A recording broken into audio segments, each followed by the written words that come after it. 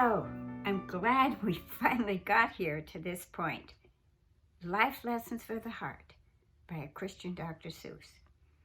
I'm going to tell you why this first fairly brief conversation between you and I, hopefully, why it was chosen. I had gone through numbers in the teens of the poems that God had given me, what he wanted to emphasize, what he wanted to say. Thought I was done.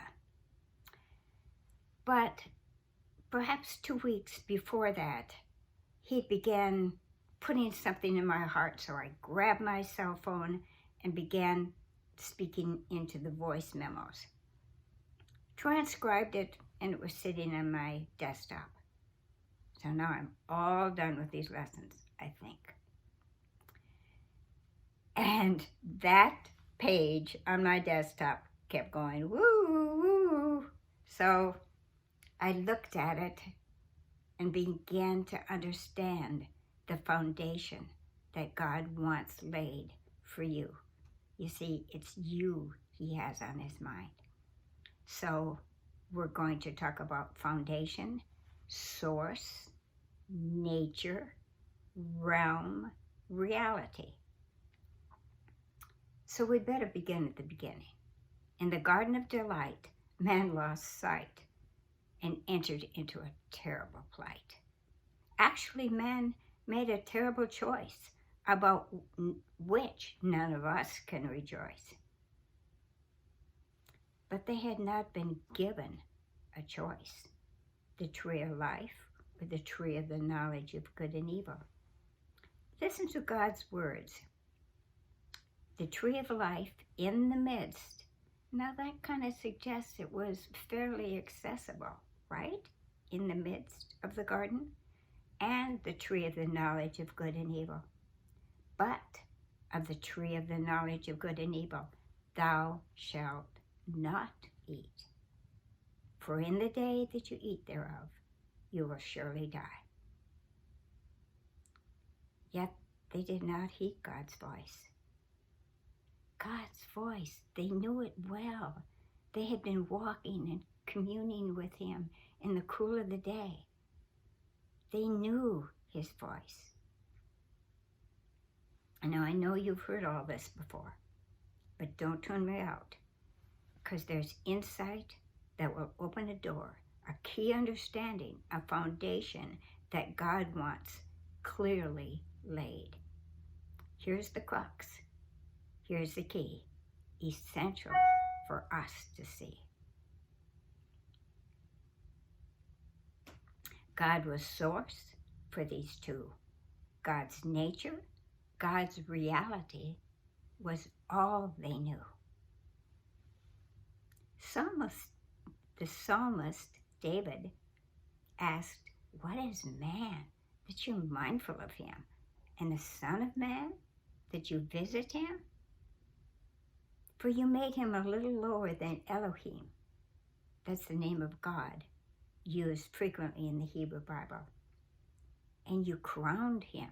You surrounded him with glory and honor.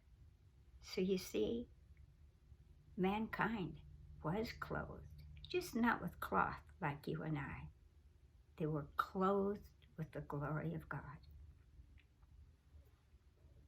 God is spirit and God is love. How would you like to be surrounded and influenced only by glory and love? Now, enter the villain. There's always one. Lucifer was set on displacing God. And to do that, he had to deceive mankind and cut off, remove mankind from the spirit realm, spirit reality, God's nature, God as source. Did you get those? Spirit realm, spirit reality, God's nature, God as source. And that's exactly what he did. God had warned, in the day that you eat of this, you will surely die. Surely die. Like, what's that all about? So let's consider, what is death? Is death not being cut off, no longer communing with your environment? The spirit realm, spirit reality, God, cut off. Had Adam and Eve chosen the tree of life, they would have lived in the realm of the spirit for all eternity. But they did not. Now, after this ultimate divorce, man and his progeny were left operating from an entirely different source, the soul, their own mind, their own will, their own emotions in this natural realm of touch, taste, see, feel, all influenced by another source, another nature. Don't get me wrong, soul is powerful. It can even mimic spirit and accomplish a lot. But, hear me well, God is not the source. Okay, we've laid the foundation, 2 different realms, 2 different natures. And now that this foundation is clear, we can be off and running and getting on with Life Lessons for the Heart by a Christian Dr. Seuss. God bless you.